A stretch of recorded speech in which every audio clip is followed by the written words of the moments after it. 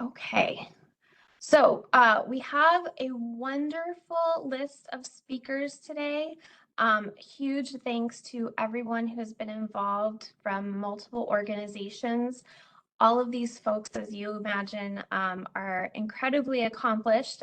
We don't have time to read their full bios today, but I will introduce them and then we'll head into our topics.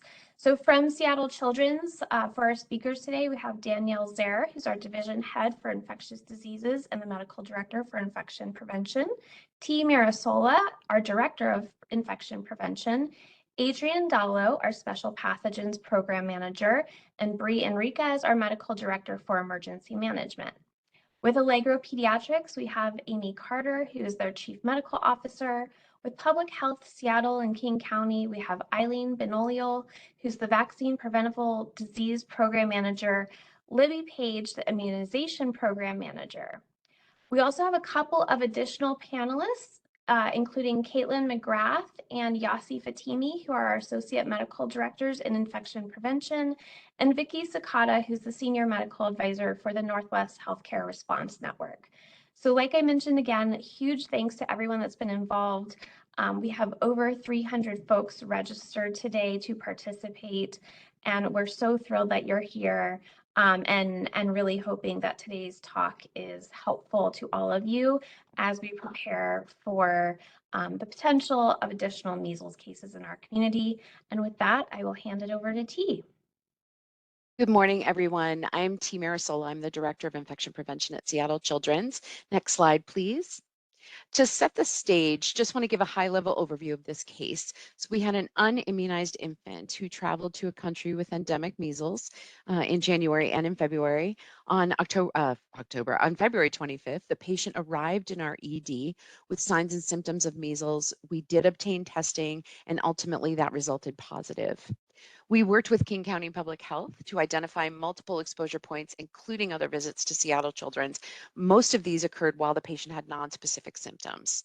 We had hundreds of kids that were exposed and others, and thankfully to date, we have only tested 5 symptomatic patients and they've had negative results. Next slide, please. So just a quick measles refresher. As we all know, it's highly transmissible with an R0 of 12 to 18, meaning that on average, each person with measles could infect 12 to 18 other people in a susceptible population. The incubation period is between 7 to 21 days, could be longer if they receive immunoglobulin as PEP. And with the average being 11 to 12 days if they were exposed to the prodromal symptoms, or an average of 14 days if they were exposed to the rash. The contagion period is the fun one. It's 4 days prior to the rash through the 4th day of the rash, and the symptoms are listed below. The interesting thing in the world of pediatrics, of course, is that these symptoms are similar to so many other pediatric illnesses. Next slide, please. So why do we worry? There can be common complications to measles, and most kids do just fine, but there can also be severe complications, including encephalitis, death, and subacute sclerosing panencephalitis, which can develop many years post-infection. We also have populations of people that are at risk, specifically those who are non-immune and are under the age of 5, are adults over 20, are pregnant, or are immunocompromised. Next slide, please. Hi, I'm Adrian Dallo. I'm the program manager for our special pathogens program here at Children's, and I'm going to get us into preventing a case. So preventing exposures from measles is key, and we primarily do that by trying to stop cases from entering our lobby unannounced. So we've developed these external screening signs that have patients and families self-screen for symptoms and travel prior to entry into a children's building. When we have a large local exposure and a local case, like we do in this situation, there's also a screener outside our ED entrance who is running families through these questions in person prior to them entering our lobby. Information about measles exposures is also published on our public-facing website because we're really trying to push information out to families before they come in person. We ensure that our prevention work is in place for 2 incubation periods, which is 42 days from the most recent case or date of public exposure. Next slide. So as soon as testing has been approved for a measles patient or a PUI, all of these steps are immediately put into play. And all of these bullet points are generally completed 24 to 48 hours after testing is approved. So before the test has even resulted, we have to start making preparations for if it is positive. So a few things that we want to highlight in this process are there are a lot of vulnerable kids in clinical settings and in shared spaces like waiting rooms or lobbies. At Children's, we had 54 patients who were exposed and about half of them qualified for PEP. Infection prevention also flags the charts of the exposed patients to help with any future exposures if they're coming back for an appointment or a visit while they're potentially contagious. We also notify all families, regardless of their vaccination or immunity status, to ensure that they are aware of the situation and understand options and next steps. And finally, we encourage families to utilize their PCP as their primary contact for follow-up questions. This just helps ensure that questions are being directed appropriately and reduces the strain on urgent care and emergency department sites. Next slide, please. We'll get into post-exposure prophylaxis, or PEP.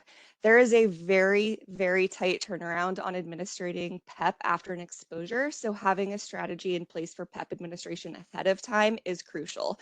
MMR must be given within 72 hours post-exposure, and IM and IVIG within 6 days. So we've worked with pharmacy, sourcing, and operations to make sure that supplies, staff, and space are all possible to share. We've really optimized this work by beginning to offer IGIM at our main campus urgent care instead of the ED, and we utilize a nurse-initiated standing order. So the infection prevention nurses actually place that order, and then urgent care will make the appointment and administer the PEP. We've also listed the locations where we offer each type of PEP to help level load how we do that. So you can see the various locations, and overall this was operationalized quite well for this set of exposures. Next slide. Hi everyone, my name is Danielle Zaire. I'm the medical director for infection prevention. We wanted to show you a couple of really helpful resources for guiding PEP administration. The first one is the Red Book, which has 2 tables. The first table is being shown here and is addressing non-immunocompromised hosts. And you can see that the advice is organized by the age of the patient, their immune status, and how long it's been since their exposure. And with that, the recommendations for vaccine and IgIM are made. Next slide. The next table is geared for pregnant or immunocompromised individuals, and it's similar where it's organized by measles immune status as well as the time since the exposure, and it addresses IgIV. And it's really important for both of these tables to pay attention to the footnotes. There are a lot of them, and they have a lot of very helpful information. Next slide.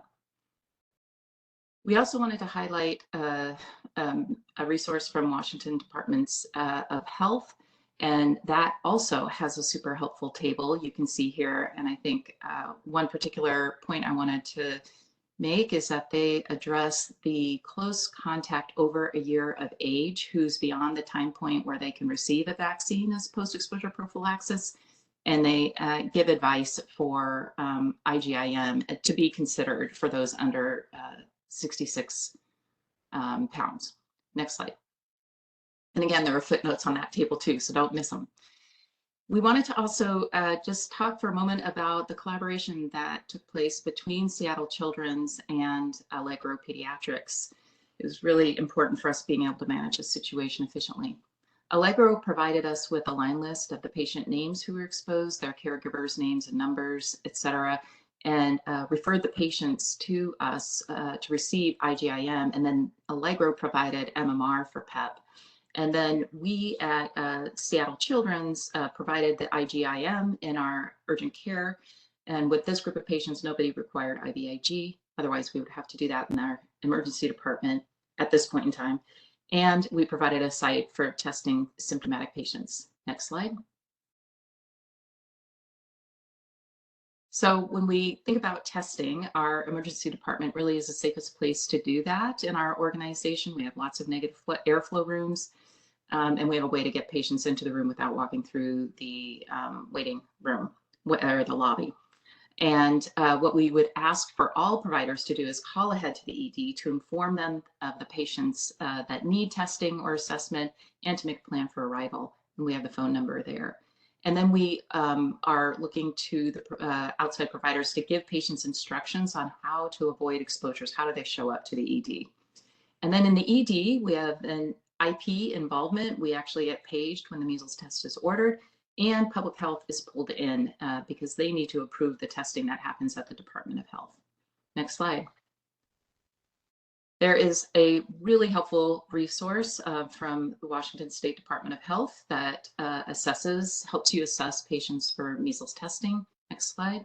The top part of the form helps you gather the symptoms and signs and exposure, immune status, and then next slide. The bottom part of the form puts it all together and guides you on when you need to call public health, and also addresses what specimens need to be collected. Next slide. We just wanted to end on the children's portion or the infection prevention children's portion on a positive note, and just highlight the fact that we have an incredibly effective vaccine, 95% vaccine efficacy after 1 dose, 97% after 2 doses. And this really is a great opportunity to bring people up to date on their vaccines and consider vaccination pre-travel for those young infants who would otherwise not normally be vaccinated, and then confirm that your staff are up to date. And I will hand it over to Bree. Good morning. My name is Bree Enriquez. I'm the Medical Director for Emergency Management, and I am your pause for a second to think about all the information you just received and think about where you practice and how you would implement such a plan and what you would do. Next slide, please. So every time we've dealt with measles or other incidents, there's always this moment where we try to determine who do we need on this team, what do we need. Now, my IP divas who just spoke, obviously are amazing. I try to pretend I'm a member of their team, even though I have no IP training. But we've done a lot of this with COVID, with other measles activations. And what we've learned is every event turns out bigger than you think. Assembling the team early and knowing who that team is ahead of time is key to the response, and then calling for help when you need it, because this, of course, always turns into a bigger deal than anybody thinks. So calling on your emergency management principles to manage an event is very important. So I would always say, if you're having a measles incident, you're going to find out more as things go on. So I'd make sure you're thinking about what your command system looks like. It doesn't have to look like HICS. It doesn't have to be formal with an incident commander and things like this. Whatever fits your area is fine. But what you need to have is to make sure that you have a method of making quick assessments, communicating very rapidly, and almost more importantly is making quick decisions and actions, because when you're bogged down in decision making is when you're left with inaction. Next slide. This is our Seattle Children's, there we go. This is our Seattle Children's Incident Command. This is just your basic HICS incident command. But I'd like to point out is that there's one incident commander. So at a time, we have one incident commander. That is the person ultimately making decisions. They are receiving information from all areas, but they are making decisions so that we can quickly in a huddle decide which direction we're going, or potentially hold back the content experts to make sure we can make the right decision after a huddle. You want to make sure that you're aligned and prioritizing these goals so that people who are really bogged down in their normal work, right? Because we all have normal work. This always happens on your average weekday when you have a lot of other things in your calendar, but you need to emphasize that this is your priority work, because as you just learned, the clock starts ticking. And usually by the time you figure out you've had a measles exposure, the clock has already run out a lot of your time. So what you want to be able to do is think about how you can back up your content experts, right? The IT team is completely bogged down in trying to find these patients, and that's their #1 priority. So what you can do is back them up by setting up huddles. For instance, we had 4 huddles in the first 24 hours. Like, there's no way that they're going to be able to organize those. You want to have an operations lead who's enacting the plans. You get the plans and the content from your IP experts, and then you're operationalizing what that looks like. So how are you going to do that? Next slide. This is an amazing example of why your communications team is critical to this. So if you are not involved in your communications team from the get-go, you're missing out, because people like Aaron can organize a webinar in 10 days and get, currently 244 people to attend a webinar to learn about measles and how we communicate. In addition, there's got to be internal communications that goes out to your team. What does that look like? You want to make sure the message is organized. You have communication to patients and families. Immediately, you want to make sure you're taking this opportunity to remind them, please go get vaccinated, right? You want to tell them there was an exposure. There's a ton of communication that needs to happen in a wide range of areas. You want to get out to referring providers. We urgently put out a publication to referring providers with resources, with how to reach us, with what to do if they had a case, so that we weren't having people just walk into our emergency department. You want to send stuff out via your social media and websites because you have access to these families and you can potentially encourage them to seek healthcare and get immunized. So this is a key moment in really this outbreak, as we're seeing outbreaks in, not our outbreak, but in Texas, we're seeing cases, New Mexico, Oklahoma. Now, yesterday we were hearing about New York, Los Angeles, Philadelphia. So this is going to keep happening. You need to have a plan and think about what that's going to look like. That includes who's going to be in charge of thinking about logistics. Do you have enough MMRs? Do you have enough supplies to do this? Do you need to increase your staffing to meet this need? And then, of course, always, I will encourage us to the nth degree, having someone who is appointed to make sure that they are coordinating this work with public health, obviously, which should be through IP, but importantly, through the healthcare network. So my job is to make sure that the Northwest Healthcare Network knows what's happening at Children's and make sure that we're coordinating our actions with them and that they're engaged so that we can get information out. It doesn't mean that you have to have a whole incident command system. If you're an office, that might be a smaller version of this, but what you need to understand is who's in charge, how are decisions being made, and maximizing the skill set of your team to make sure you can meet this need. And that's really what you're going for. Amy Carter's going to speak next. She's from Allegro Peds. I can tell you she epitomizes what this looks like in the office, right? She is exceedingly active in regional planning. So she's on the pediatric planning for Northwest Regional Health Network.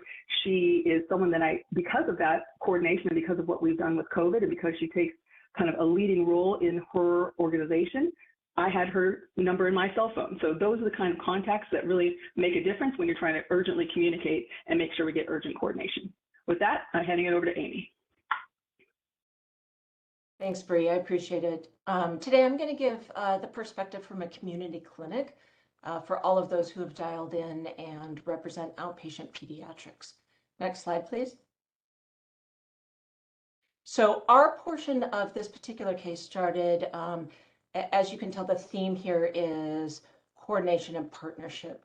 So Public Health King County reached out to us to say that a patient who had been in our clinic had tested positive for measles, and that it was during the contagious period.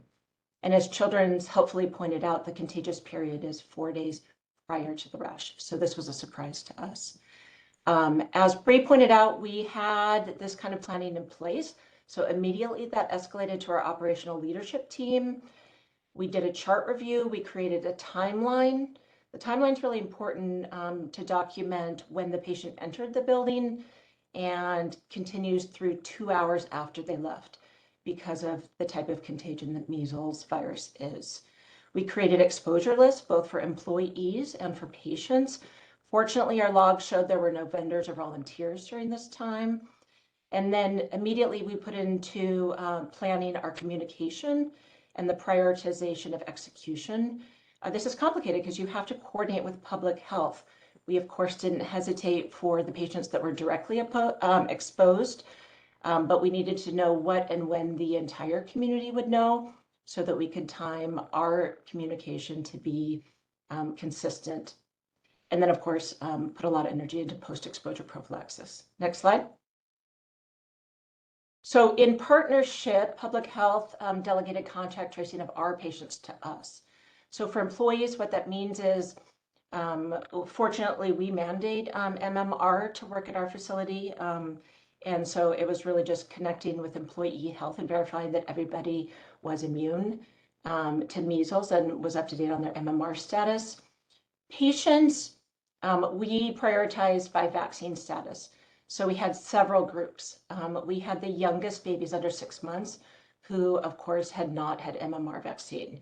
We had the babies 6 months to 12 months who would normally never have a routine MMR. We had, this is a global community, so we had some patients 6 to 12 months who had already received one MMR vaccine because they had communicated that they were planning to travel internationally and gotten the proper travel prophylaxis. And then, of course, all the kids 1 to 4 who had received their routine first MMR vaccine, but was not yet of age to receive their second routine vaccine. And then, thankfully, we had all of our older kids were fully vaccinated. So again, the definition of that being 2 MMR doses at least 28 days apart after the age of 12 months. And throughout all of the contact tracing, we continue to coordinate both with King County, being that our facility was in King County, but also with Snohomish County Public Health because some of the patients lived in Snohomish County. Next slide.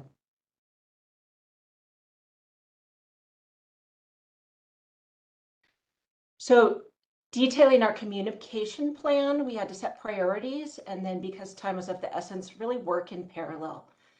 For patients, of course, we prioritize the exposed patients, immediately reaching out to those that were in the room within 2 hours after the index case. Next, prioritizing those that were eligible for MMR PEP, given that that needed to be given within 72 hours, which was on the same day that we were informed this case was positive. And those younger than 6 months that were eligible for IMIG. And then last but certainly not least, communicating with everybody who was exposed but fully vaccinated and therefore low risk. Important also to remember that everybody who'd come to not just to that clinic but our organization potentially has a lot of worries once this hits public communication, national media attention, social media. So we really need to have a plan in place to talk to everybody who was not exposed and lower their anxieties. Again, in parallel, we had to talk to our employees who were exposed, those working that day, those who had been exposed on the day the child was in, but were not working on the day we found out. And then, of course, everybody else in our organization. And a really important reminder here about HIPAA. Even though this is going to get a lot of attention and may be curious, we have legal responsibility to keep this patient's personal information private. Next slide, please. So as several of us have said, PEP and isolation guidance, time is very critical. Our partnership goal is to prevent spread beyond the one index case. Danielle did a great job outlining the tools that we use to figure out who got what PEP. And as she mentioned, we do not have IMIG on site, so we coordinated with Children's to administer that. And I'm happy to say that all the kids got that within the 6-day time window. And then the 2 groups of kids we had who were eligible for MMR, those who were below, so 6 to 12 months, got an early MMR. Reminding them that they will still need 2 routine doses after 12 months. And the kids who were 1 to 4, who had already gotten their 1 MMR, needed an early 2nd MMR, and educating them that that will complete the series. We were fortunate that all those kids had been more than 28 days. And then, of course, talking each of these through isolation. Given the long incubation period, all patients who were exposed we're told to keep in strict isolation through the 21st day. And I'll get into this later, but that really means education on please don't come into clinic. And though IMIG is so helpful for reducing the individual's infection risk, it actually prolongs the isolation period by which we're watching for symptoms. Next slide, please. Education. So I think we can all attest to the state the community and the nation is in right now. But of course, announcement of measles in our community is going to prompt anxiety. So a lot of educational resources went into both our clinical and non-clinical staff, putting together an email briefing, reminding of all the great resources that exist about even if you have not seen this in your training, what does measles look like? Be prepared that you will see it in the new world order. What are the testing guidelines? How important it is to coordinate with public health? And what are our specific operational workflows? And then for families, we updated our measles blog. We prepared our nurse advice lines to have the latest and greatest. We manned up on all the portal messages that were coming in and, of course, offered telehealth visits for anyone who might be at risk because of symptoms or just curious to create an easier way for them to access us. Next slide, please. Now, the goal of today's presentation is really for everybody to think in their own way, what can we each do to prepare for when the outbreak comes to your facility? So next step for us have been continuing to outreach to patients who are due for MMR, thinking about them as who are up to date on well care, but just due for MMR, and a slightly different message for those who can come in for a well care visit and get their MMR there. Putting a lot of energy into educating families that they should be letting us know if they have travel plans, and really educating our clinicians how real-time domestic outbreaks are changing, and that not everybody qualifies for an early dose of MMR if you're not going to an area of active outbreak. And if you are considering travel there, really having an honest conversation about, do you need to go now, and is there any alternative? And then, of course, all the operational background that allows that to happen, making sure we have enough MMR, increasing staffing to allow any family we outreach to schedule immediately. Thinking through how to protect your employees, making sure that you have at easy access everybody's MMR status, ramping up telehealth access. Again, it was really important for us to be able to say to families, especially those who are exposed, if you have signs and symptoms of measles, fever, coryza cough, conjunctivitis, rash, please do not walk into clinic. Please do not schedule an urgent care visit. Please do hop on a telehealth visit, and let's talk in the safety of your own home about what level of risk is this. Do we need to test? Do we not need to test? Each case is unique. And then I will continue to put a plug in for advocacy. Pediatricians are natural child advocates at the local, state, and federal levels. I've also been really impressed with the families that were involved in this exposure, how much they want to get involved with talking to their friends and their family, asking before a play date of vulnerable kids, is your child up to date on MMR? And really helping spread through their channels. Next slide, please.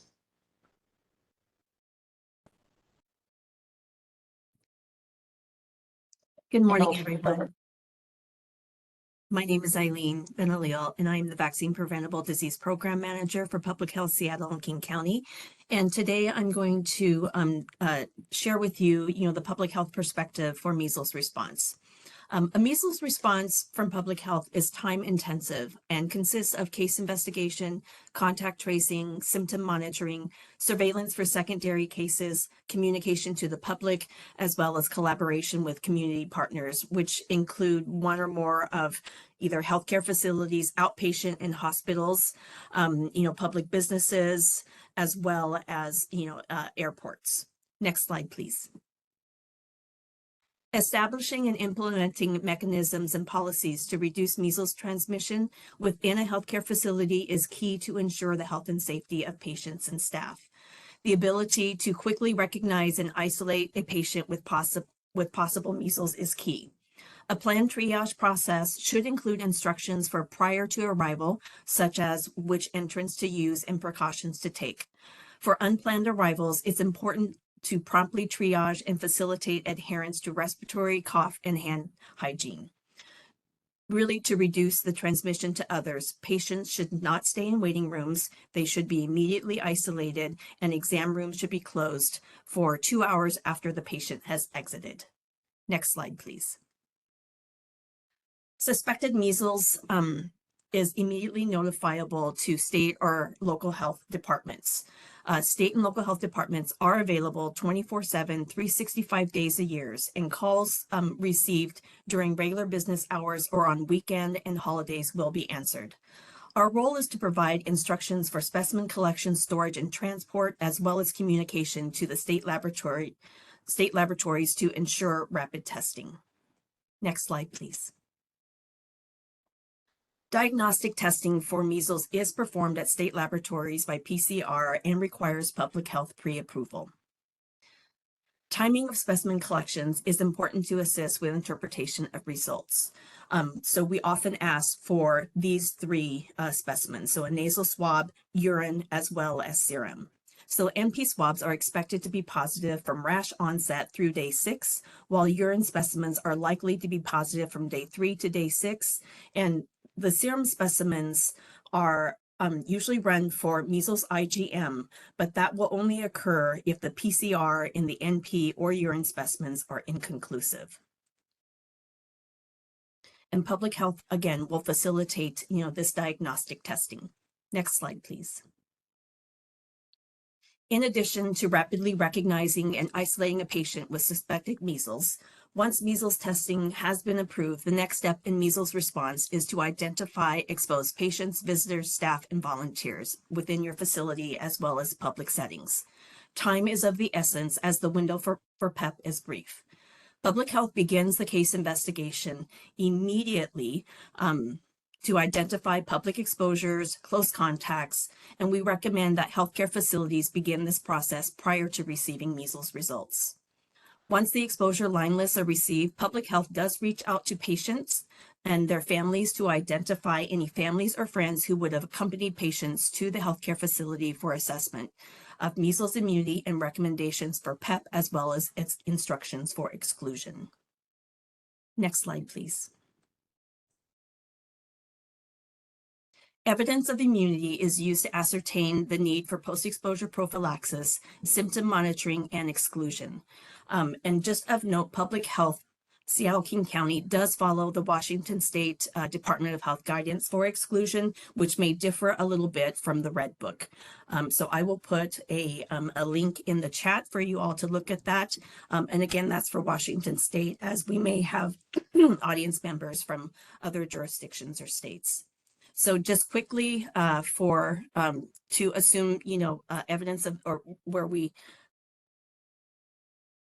for presumptive evidence of immunity, for most people or adults, 1 dose of MMR would qualify them as being immune. However, in the instance where they are exposed to measles, we would recommend a 2nd dose of MMR, and depending upon what type of high-risk contacts they may come across, we may recommend exclusion until they get that 2nd dose. To be considered immune, we do require written documentation of 2 doses of measles-containing vaccine for school-aged children and adults, at high risk, such as healthcare personnel, international travelers, and students in post-high school and educational institutions. For those who have laboratory evidence of immunity, positive titers are key, and it is something that we expect people to be able to provide documentation of. People can also provide evidence of immunity if they have laboratory confirmation of disease or if they were born before 1957. Next slide, please.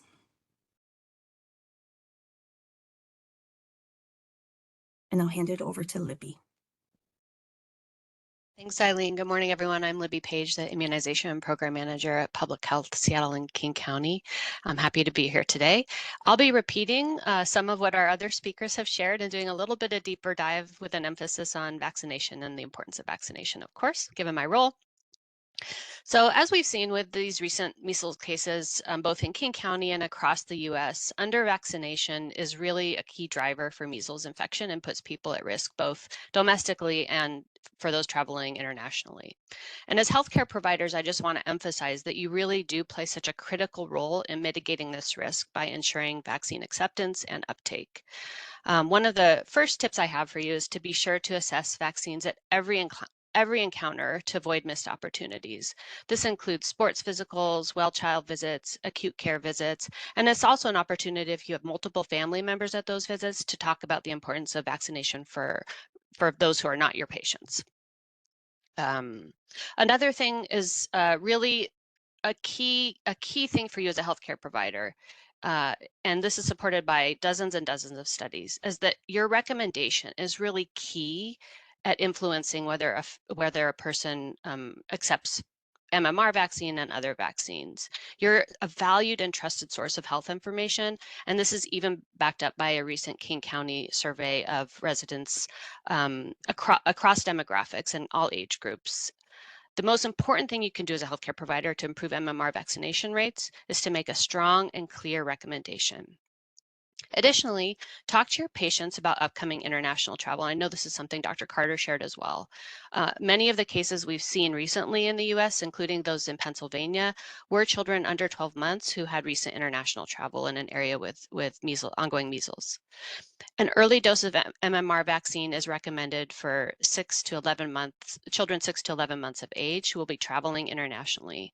And this dose does not count as part of that routine 2-dose series at 12 to 15 months, and then again at 4 to 6 years of age. Make sure families understand the medical and social consequences of skipping vaccination, including pneumonia, encephalitis, and pregnancy complications, but there are also significant potential social impacts, including exclusion from school and work, that I think are really kind of passed over by a lot of people. Next slide, please. Healthcare provider practices can use vaccine reminder recall systems, which identify and notify families who have children who are behind on immunizations or are coming due for immunizations. Many state immunization registries, including our own IIS and your electronic health record systems, can easily run reports to provide you with a list of patients who are overdue for MMR. You can use these systems as a powerful way to catch patients up who are behind, ensure optimal vaccination rates, and reach out to your state and local health departments. We're often happy to help you with reminder recall. Assess documented measles immunity for all healthcare workers and ideally volunteers too. You want to work on getting that documentation for employees before there's an exposure in your facility. As we've talked about, it can be incredibly disruptive to a practice if they don't have those records on hand when there's an exposure. You want to file those away in a secure system to manage vaccination records for healthcare workers so that they can easily be retrieved in the event of an exposure. And then you also want to help to ensure that current and future healthcare workers are immune to vaccine preventable disease. And I've seen some questions about this in the chat around employer vaccine requirements. And you also want to make sure to offer vaccines on site and at no cost. That can really ease getting your employees caught up on required vaccines. And then if an employee chooses not to be vaccinated, it's really important to document those declinations. Next slide, please. I'm just sharing a couple of slides at the end here just to really emphasize the importance of where we're at with vaccination coverage and why this is so important.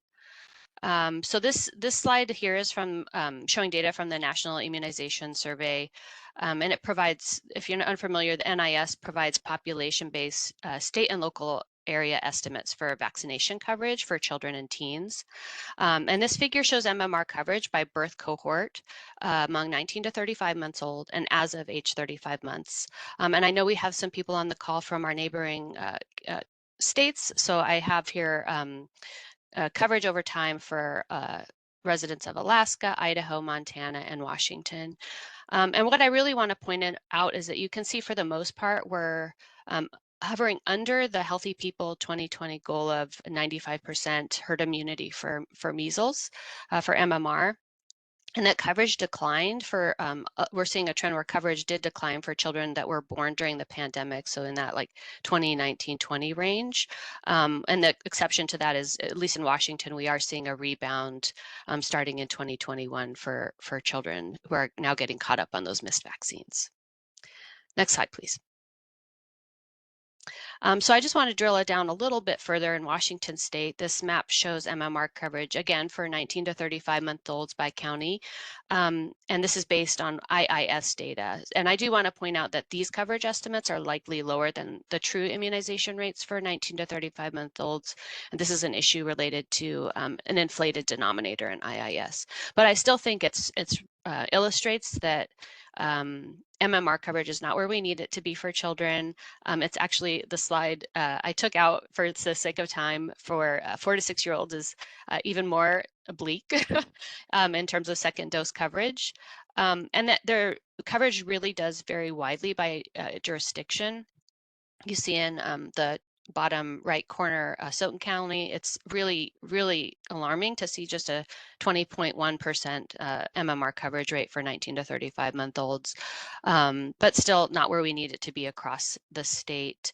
And if you drill down even further, in King County, we see disparities even down to the zip code level. So I think there's just, again, emphasizing, take every opportunity to talk with families at every type of appointment about the importance of MMR vaccine, and particularly during this time, emphasizing that early dose for international travel.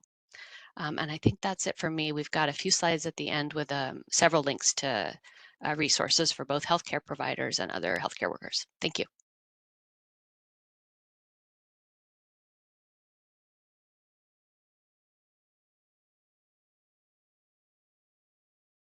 I scrolled through those slides somewhat quickly, but we will be sending this deck out after the talk. And so you should be able to access those resources. With that, I think we are through the formal talk for today and have time for Q&A. Thank you to folks that have been monitoring the chat and answering those questions. I'm going to stop sharing my screen so we can see all of our lovely panelists today. And so just a reminder, if you do have more questions, you can place those questions in the chat. You also, a little bit to the right, bottom center of your screen, you can see a little symbol that's a hand, and that is how you raise your virtual hand. All attendees to webinars are automatically muted. That's just a setting, but if you raise your hand, we can unmute you if you prefer to ask your question verbally. It takes a little bit of back and forth, so there's a few second lag, but we are definitely able to do that if you prefer. For anyone monitoring the chat, did you see any questions that haven't been answered yet, or anything you think would be great to expand on verbally during Q&A?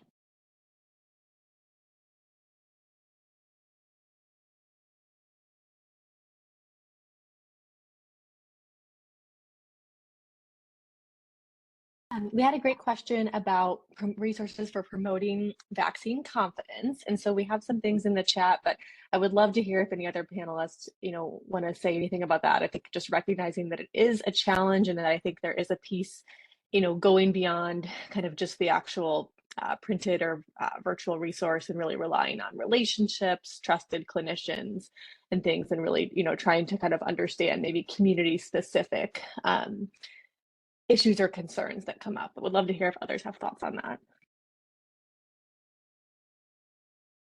I agree, Caitlin, and there are great resources about steps one can take to increase vaccination rates, like just talking about it as now it's time to vaccinate instead of asking from the very get-go, and then also listening to concerns and providing information. And I don't know, Amy, do you want to comment on your strategies?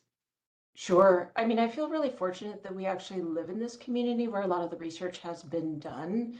So building on what Danielle said, I think making sure that all points of contact within your clinic or your facility are educated on what works well, and then really customizing it to different patient populations.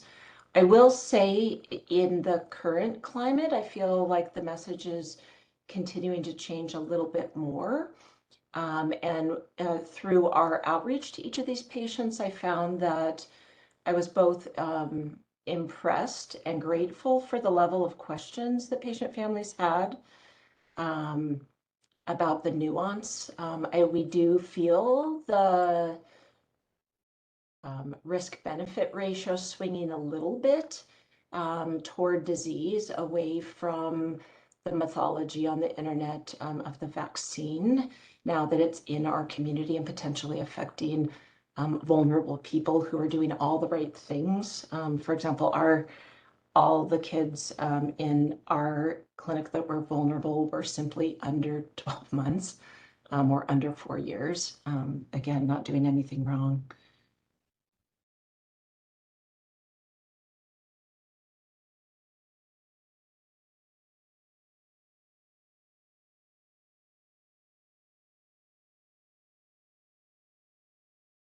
Any other questions? I thought the topic being discussed in the chat around insurance supporting vaccination of adults is really concerning, and I didn't know anything about that. I don't know if public health has any insight on that.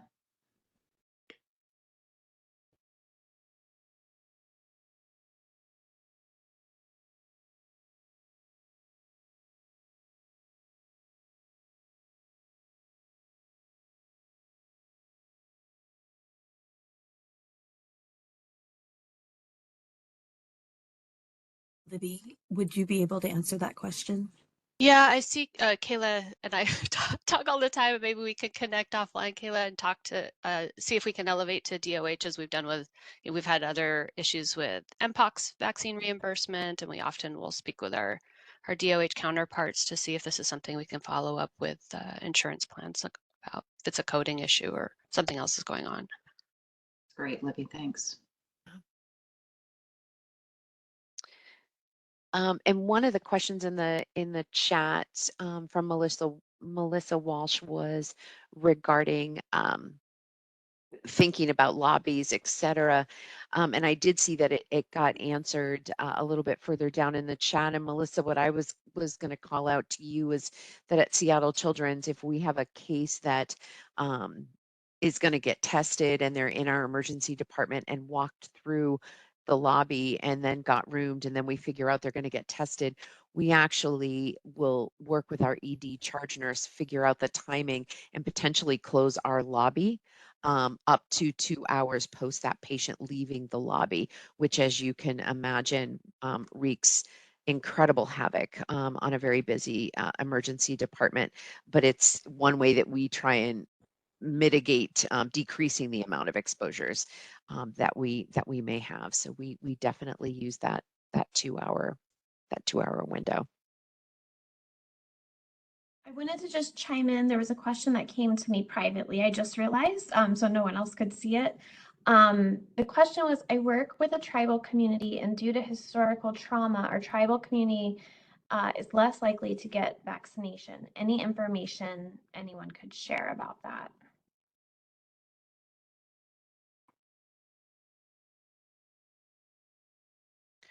So just speaking for King County, we often we really lean heavily, I will say, on we're fortunate to have a team of community navigators who are really deeply embedded within their own communities, very grassroots type of approach to communicating about vaccination, but other things. So I really think it often comes down to where people are, from whom they're getting information and how much they trust them and that they are representative of the communities they're serving. And we've had really good success over the course of the pandemic with working with community navigators, and also want to say that it's important to compensate them for their time and expertise in doing this work as a bridge between local government and community. Okay, and then I just got a request to unmute from Shakita. So Shakita, I sent you the ability to do that, so you should be able to ask your question verbally. For the person who just asked about tribal communities, if you want to connect offline, there is a committee on Native American child health with the Academy of Pediatrics that has a lot of resources to help. And there are a lot of local communities, including Lummi, who's doing some really great work around vaccines. They had a really cool incident command for COVID. So I'll put my email in the chat, and I'm happy to make connections for folks. Thanks, Shaquita. Thank you.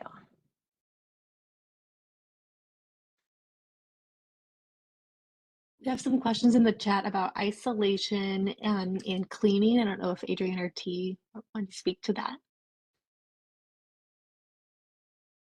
Happy to. Caitlin, I'm trying to scroll through the chat. I didn't see the exact question. Oh, yes. Would you mind? So about the type of patient isolation, and then are there any additional special cleaning requirements? Like, for instance, in the ER lobby, if somebody comes through. Sure. So we do routine cleaning. Isolation requirements, we use airborne respirator. So we're using an AII room, negative pressure. If we don't have that, we are blessed in our ED. Most of our rooms are negatively pressured, and we have 2 to 3 AII rooms in there.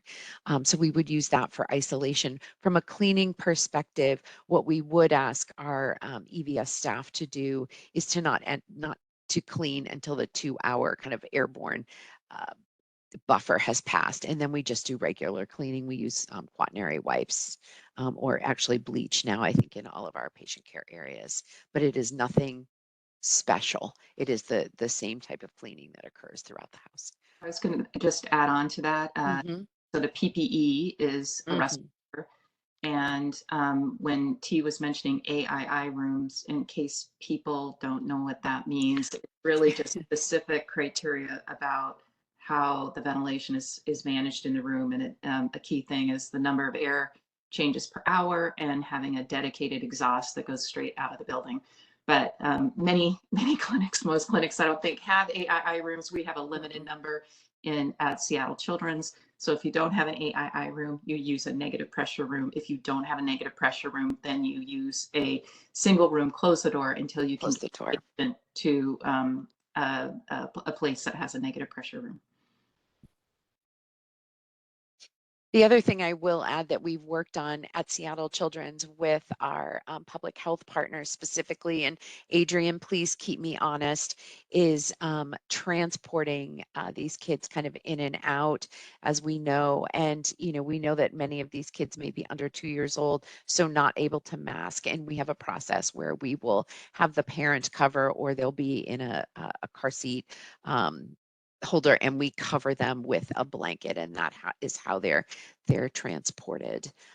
Obviously try to not have them be in an elevator with anyone else. We do clear the elevator, but a little bit different from, you know, Ebola, where we would have security walking with them, but we do some coverage to minimize any risk of exposure. And I will just add, and we have that work that we can share. Sorry, yeah, Adrian. that's what I was going to say. Is Seattle Children's, we have done a lot of work around this, and we have, I think, quite a bit of resources around transport, isolation, room utilization, and that includes both in the hospital setting and also for our clinics. So I'm more than happy to share anything, and I can put my email in the chat. And if people have specific questions or documents that they want, you can email me, and I'm happy to talk more. We've even done a lot of work. Let me rephrase that. Adrian's done a lot of work with our regional clinics as well. So out in Tri-Cities and Wenatchee and that type, and just being a special pathogen center has allowed us to get some of that work on the ball. So thanks, Adrian.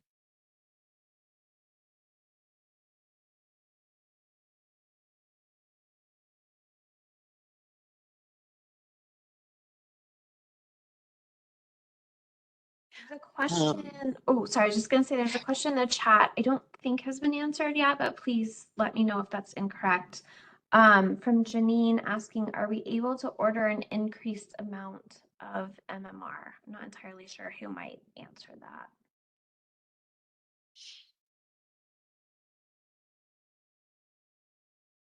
Yeah, I don't know if you're in Washington, but you can connect with, if it's for the childhood vaccine program, you can connect with the State Department of Health to talk about increasing your order, making sure they approve the order you've submitted in the IIS. And then I just wanted to make a plug too for the adult vaccine program. Washington State does have a program to provide a no-cost vaccine for uninsured adults. And they also have a streamlined enrollment for providers who are interested in being part of that program just for outbreak response. And MMR is available through that program. Great. And then I did have another private message that I think would be good to just answer out loud for everyone.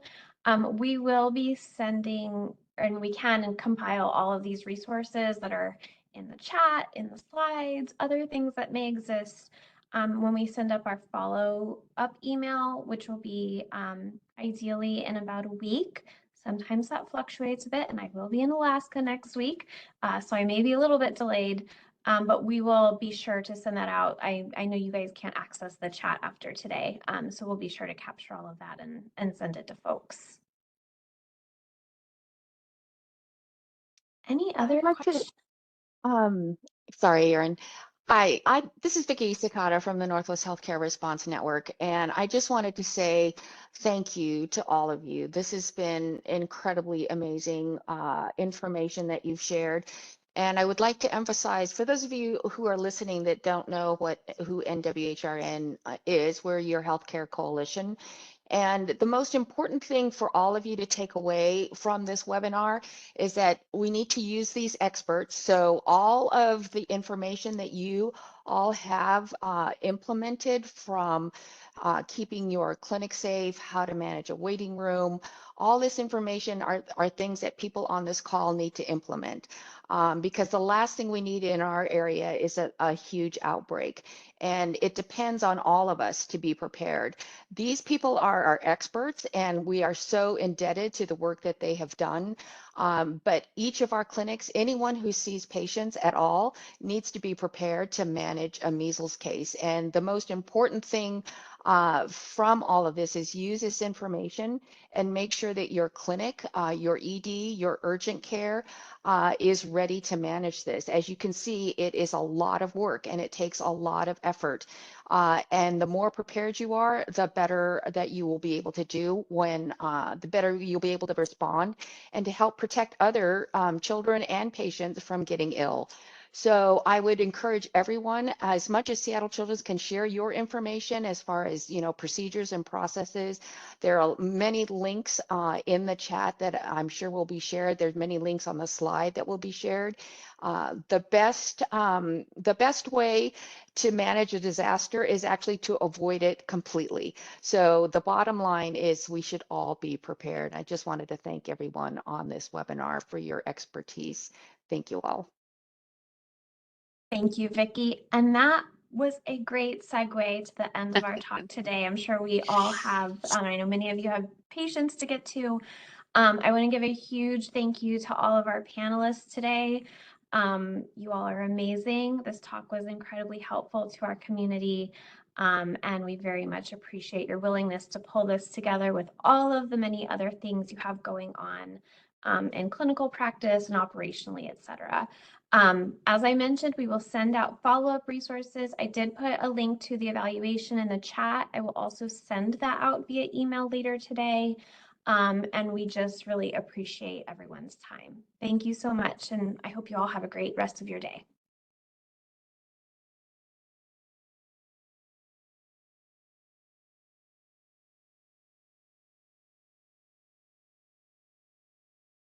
Thanks, team. See you later. Hey, Erin. Yes. Thank you so much for organizing us. It would be really nice if we could get the notes and slides out ASAP. I know you'll work on that, but just because of the timeliness of the issue, it would be awesome. Yes. Okay. I'm grabbing everything out of the chat. That's why I haven't ended the webinar yet. So I can send out as early as today a copy of the slides. The recording is what takes a week. Marcon knows it's coming though, and that it's urgent. And so, you know, my hope is we'll have it a little earlier. That would be, I think, for them to get all the you know, the links that are in the slides. That would be fantastic. Yeah. Thank you so Pulling much. them all on. Thank you, Danielle. I hope you have a good day. You too. Bye.